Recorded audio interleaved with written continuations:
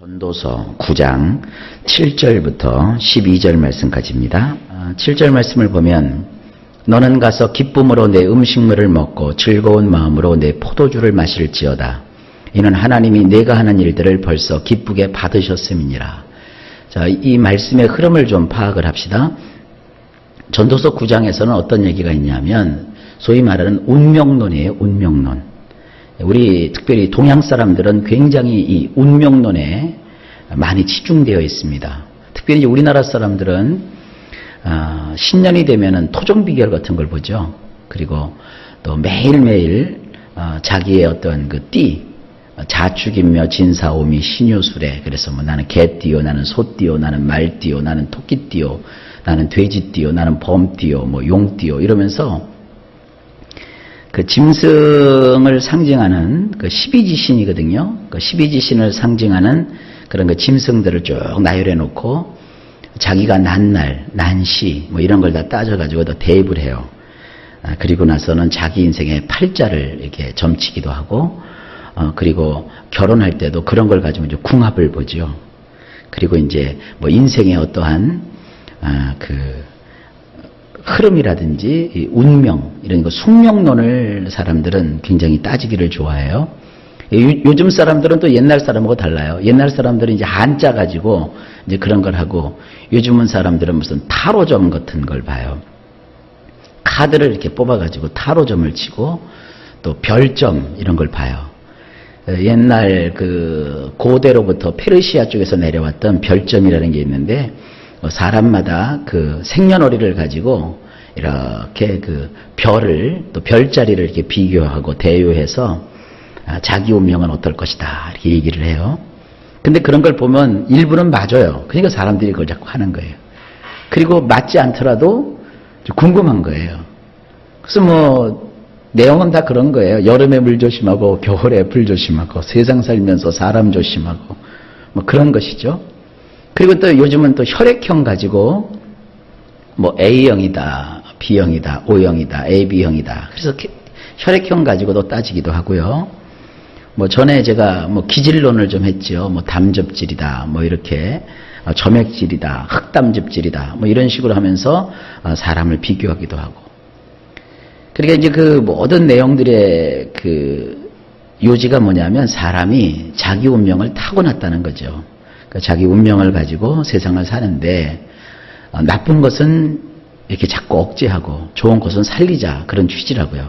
근데 하나님 말씀은 굉장히 엄하십니다. 첫째, 시간 가지고 너의 운명을 점치지 말라. 시간 가지고. 그리고 이 세상의 어떠한 법도나 하늘과 땅과 이 온 우주에 있는 어떤 만물을 이치를 따져서 네가 거기에 내 운명을 걸지 말아라. 오직 인간의 생사화복 주도권은 하나님이 주고 계시니 너희는 다만 그분을 바라보라. 그러니까 제가 그러죠. 재미로라도 점 보지 마세요. 재미로라도 궁합 보지 마세요. 재미로라도 타로점이나 뭐 이런 그 궁점 뭐 이런 걸 보지 마세요. 오늘 이 전도서 9장은요. 모든 인간은 뭐 이렇게 태어났든 저렇게 태어났든 생년월일이 어떻든 저떻든 혈액형이 어떻든 저떻든 기질이 어떻든 저떻든 모든 사람이 다 겪는 일들이 있다는 거예요. 그 모든 사람이 겪는 일을 지금 쭉 나열하고 있어요. 그러면서 이제 7절부터는 그러면 어떻게 너희가 살아가야 되느냐. 운명 상관없이 궁합 같은 거 상관없이 소위 말하는 네가 이 세상 살아가는데 겪게 되는 가지고 나왔다는 그 숙명에 상관없이 너는 어떻게 인생을 살아가야 되느냐. 지금 그걸 얘기하고 있는 겁니다. 자, 원문으로 보면은 7절 가서 내 양식을 즐겁게 먹으라. 내 포도주를 유쾌한 마음으로 마시라. 왜냐하면 이미 엘로힘께서 내게 한 행동들을 기쁘게 받으셨기 때문이니라. 네 개가 아니라 내가 한 행동들을 기쁘게 받으셨기 때문이니라. 여기 보면 양식이 나와요. 내 양식. 포도주가 나와요. 내 포도주. 그리고 행동이 나와요. 내가 한 행동. 이 세상은요. 내가 중요한 거예요. 내가 열심히 노력해서 내가 먹을 양식을 준비하고 내가 마실 포도주를 준비하고 내가 책임을 가지고 행동을 하는 거죠. 가서 근데 양식을 먹을 때 어떻게 먹으라? 네가 한 그 양식을 먹을 때 즐겁게 먹으라 이게 즐겁게. 여러분 인생은 즐겁게 살아라고 주님은 말하고 있어요. 포도주를 마시되 유쾌한 마음으로 그 포도주를 마시라는 거예요. 대개 이제 이렇게 얘기하면 이런 분들이 있어요. 목사님 즐거워야 즐겁죠. 유쾌해야 유쾌하죠. 그게 지혜예요. 어쨌든 여러분들이 즐거움을 찾고 어쨌든 여러분들이 유쾌한 인생을 살도록 노력하고 힘써야 되죠. 왜냐하면 이미 엘로힘께서 내가 한 행동들을 기쁘게 받으셨기 때문이니라. 하나님은요 우리의 그 존재 자체를 다 사랑하세요. 우리가 존재하고 살아가는 것 자체를 하나님이 기뻐하세요. 그러니까 내가 노력하고 힘써서 내가 먹을 양식을 준비하고 내가 누릴 포도주를 준비하고 내가 땀 흘려 수고하고 일하면서 그곳에서 보람을 찾고 즐겁게 유쾌하게 너의 인생을 살아라. 이것이 굉장히 중요하다는 거죠. 8절 넘어가 봅시다. 내 의복을 항상 시게 하며 내 머리에 향기름을 그치지 아니하도록 할지니라. 원문이 이렇습니다. 언제든지 내 외투들을 하얗게 할 것이며 내 머리를 기름지게 하는 것을 부족하게 하지 말라. 우리 외양, 우리 겉모습이죠. 여기 보면 성경은 참 그 옷 입는 걸 또 얘기하네요. 여기서 외투를 하얗게 하래요. 이 당시만 해도 염색술이 그렇게 발달하지 않았습니다. 근데 사람들이 옷을 입어도 고무틱틱한 이런 오중충한 계통의 옷을 입으면 별로 세탁을 잘 안 해요. 티가 잘 안 나니까. 근데 하얀 옷을 입으면 그거 뭐 매일 세탁을 해야 되잖아요. 되게 이제 남자들은 정장을 입을 때 이 와이셔츠를 입는데 이 와이셔츠를 보면 새카매져요. 금방 손목이고 목둘레고 뭐 조금 식사 잘못하면 여기 뭐 그냥 빨간 거 튀고 다 묻어요. 그러니까 하루 입고 나서 그걸 벗어서 또 빨아야 돼요. 근데 그러지 않고 칙칙하고 고무틱틱하게 막 그거를 한 달을 입었다고 생각해 봅시다. 그 사람이 완전히 거짓골이 되지 않겠어요? 옛날에 유대인들은요 그 하얀 옷들을 입었는데 그걸 이게 게으르면은 시커멓게 하고 다닌다고요. 근데 그렇게 하지 말아라.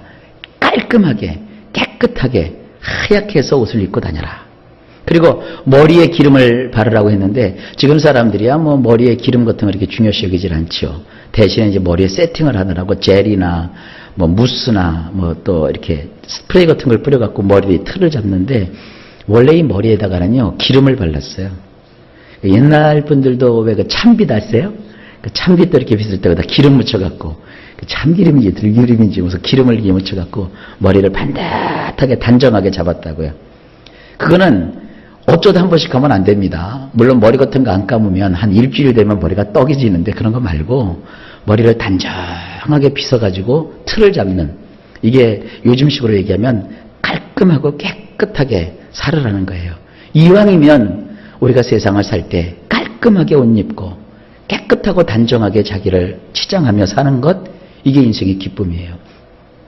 예수 믿으면서 그냥 막 되바라지게 살고 대충 살고 이거보다는 깔끔하게 있으면 있는 대로 없으면 없는 대로 깔끔하게 그리고 단정하게 이렇게 살아가라. 이것도 인생의 또 하나의 사는 방법이다. 9절 내 헛된 평생의 모든 날 곧 하나님이 해 아래에서 내게 주신 모든 헛된 날에 내가 사랑하는 아내와 함께 즐겁게 살지어다. 그것이 내가 평생의 해 아래에서 수고하고 얻은 내 몫이니라. 원문이 이렇게 되어 있어요. 내가 사랑하는 아내와 함께 살만 나게 사는 것을 보라. 태양 아래에 있을 때 그가 너에게 주신 그 모든 날들이 살만 나게 살아도 해벨한 것이니 말이다. 실로 그것은 살만 나게 살기 위한 내 몫이니라. 내가 태양 아래에서 노동하는 그 노동 안에서 말이다. 우리 성경하고는 조금 이렇게 뉘앙스가 다르죠? 이 원문이 더 강력한 뉘앙스를 가지고 있어요. 원문을 다시 한번 쭉 풀어볼까요? 내가 사랑하는 아내와 함께 살만 나게 사는 것을 보도록 해라. 내 눈으로 네가 뭐를 바라봐야 되느냐 하면 내 사랑하는 아내와 함께 살만 나게 사는 것을 쳐다보도록 해라. 아내와는요 살만 나게 살아야 돼요. 그리고 얘기합니다. 태양 아래에 있을 때 그가 바로 하나님이 너에게 주신 그 모든 날들이 살만 나게 네가 산다고 해도 다 해바란 것뿐이 아니냐, 다 헛되고 덧없는 거 아니냐, 이것이 인생이다. 그러니 실로 그것은 살만 나게 살기 위한 내 몫이니라. 아내라고 하는 존재는 남자에게 있어서 이 헛된 인생, 가치가 없고 무의미한 인생 속에 하나님께서 그나마 그래도 살만 나게 살 수 있도록 하나님이 너에게 허락해 주신 내 몫이라는 거예요. 그러니까 아내는 나의 몫이요, 나에게 주신 몫인데 내가 마음대로 하겠어요? 그럼 말도 안 되는 거죠. 여러분, 예를 들어서 어떤 사람이 여러분 몫으로 한 1억 원을 주셨다고 합시다. 1억이라는 돈을 줬어요. 어마어마한 돈이죠. 근데 아이고 이거 별것도 아니야, 그러면서 그 1억이라는 돈을 하찮게 여겨보십시오. 그러면 그 인생에 1억이 주는 그 가치를 누리지 못한다고요. 그런데 그 1억 원이라는 돈이 이 얼마나 소중한 돈인가. 내가 노력하고 땀 흘려 일하지도 않았는데 1억이라는 돈이 주어졌다. 이 돈을 정말 값어치 있게 써야 되겠다. 그러면 그 사람은 1억 원 넘는 가치를 그 1억 원이라는 돈을 가지고 얻을 수 있는 거예요. 아내를 생각할 때도 마찬가지입니다. 아내가 어떤 사람에게는 평생에 100억의 가치가 있을 수도 있고 1000억의 가치가 있을 수 있어요. 그런데 그렇게 소중하고 귀한 아내를 하찮게 여깁니다. 아유, 내 아내 별것도 아니야. 아이고, 왜 내가 저런 여자를 만났을까? 아유, 왜 저 여자는 저럴까? 그 사람은 인생을 비참하게 살 수밖에 없어요. 그러나 내 아내는 하나님이 이 세상 그렇지 않아도 살만 나게 산다고 노력하고 했어도 헛된 인생인데 이 인생 가운데서 나로 하여금 살만 나는 인생을 살 수 있도록 하나님이 나에게 맡겨주신 나의 분깃이다. 그 아내를 사랑하고 그 아내를 좋아하고 그 아내를 기쁘게 해주고 그 아내와 더불어 살아라. 이것이 인생을 잘 사는 것이다. 그러면서 뭐라고 얘기하느냐면 네가 태양 아래에서 노동하는 그 노동 안에서 말이다.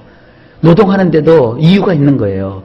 자식을 위해서 노동하는 것도 있고 자기 어떤 사업을 불리려는 그 목적으로 노동하는 경우도 있지만 여기서는 우리의 노동의 가치가 뭐예요?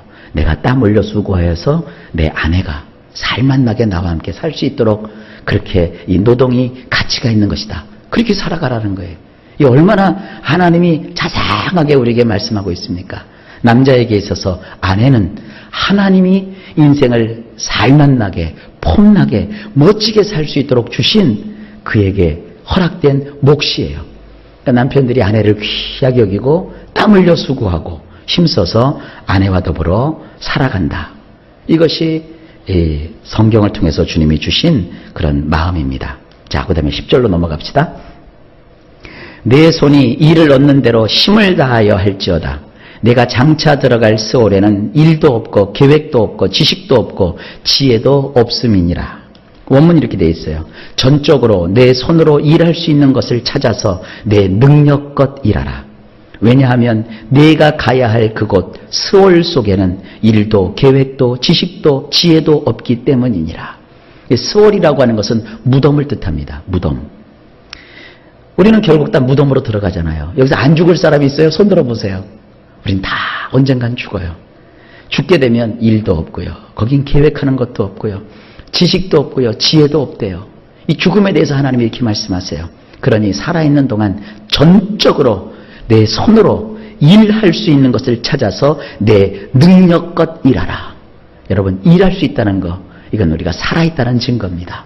살아있는 동안 우리가 능력껏 일해야 돼요. 이게 인생을 제대로 살아가는 방법입니다. 11절.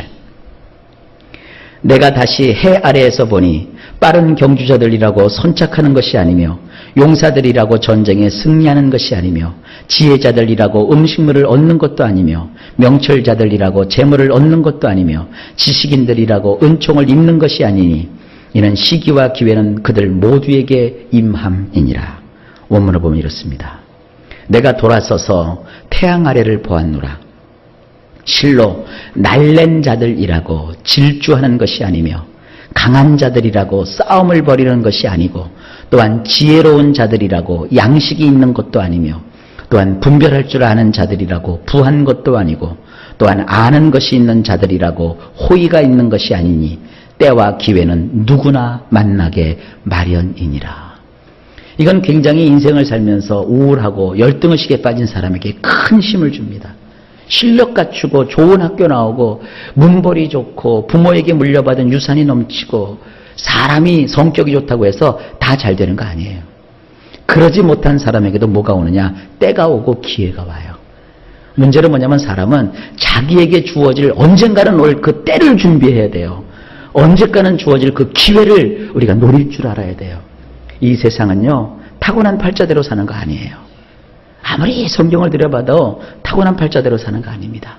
못났어도 기회가 와요. 아무리 세상 사람들이 모절이라고 해도 그에게도 어떤 때가 온다고요. 그러니까 이 세상을 살아가는 데 있어서 힘 있고 권력 있고 권세 있고 많이 배우고 똑똑하다고 해서 다 잘 되는 거 아닙니다.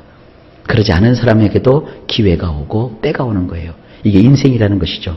너무 우울하게 생각하지 마세요. 너무 비참하게 생각하지 마세요. 누구에게나 하나님은 때를 주시고 기회를 주신다고 말씀하고 있기 때문입니다. 마지막 12절 말씀입니다.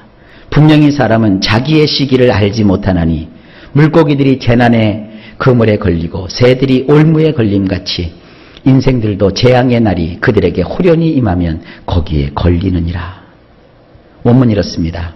실로 또한 사람은 그 때를 알지 못하나니 물고기들이 나쁜 그물에 잡히게 됨과 같이 새들이 새 그물에 잡히게 됨과 같이 사람의 아들들도 그와 같은 것들에 걸리게 되나니 곧 나쁜 때가 갑자기 그들 위에 떨어지면 그러하느니라.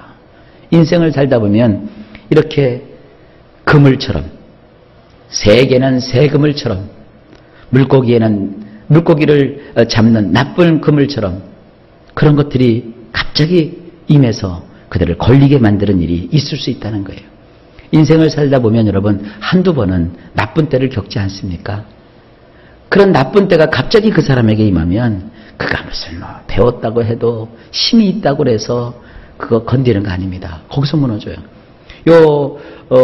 근간에 어떤 유명한 경제인 하나가 그가 저지른 비행 때문에 지금 구속당했어요. 그 돈 많은 사람이 돈 갖고 뭘 못하겠어요. 그러나 인생의 그 나쁜 때를 그가 만난 거예요. 그물과 같이 덧침할 때가 있어요. 그러면 아무리 잘났어도 다 기가 꺾이게 되어 있는 거예요. 때로는 질병에 덫에 걸리기도 해요. 한창 잘 나가던 사람이 갑자기 질병에 걸려갖고 무너지기도 하고요. 어떤 사람은 그 범죄함 사건에 연루가 돼가지고 가던 길을 멈추게 되고요. 이게 인생이라는 거예요. 이것은 누구나 나쁜 일을 다 겪을 수 있으니까 조심하며 살아라 이거예요. 그래서 인생이라는 것은요, 잘난 것도 없고요, 그렇다고 비참하고 모자라는 것도 없어요. 다 우리 인생을 누가 인도하시는 거예요? 하나님 인도하시는 거예요. 오늘 말씀은 그렇죠. 내가 일할 수 있는 것을 찾아라 이거예요. 그래서 일할 수 있을 때 일해라. 그리고 남자들은 너의 아내와 참 살만나게 살 수 있도록 애써라. 그리고 인생이라고 하는 것 자체가 그렇게 운명론이고 숙명론으로 사는 것은 아니다. 우리는 뭘로 살아요? 하나님의 은혜로 사는 거예요. 하나님의 은혜로. 그리고 오늘도 은혜를 주셔서 여러분 땀 흘려 수고하고 애쓰시며 하나님의 영광을 바라보는 복된 한 날 되시길 예수님의 이름으로 축복합니다.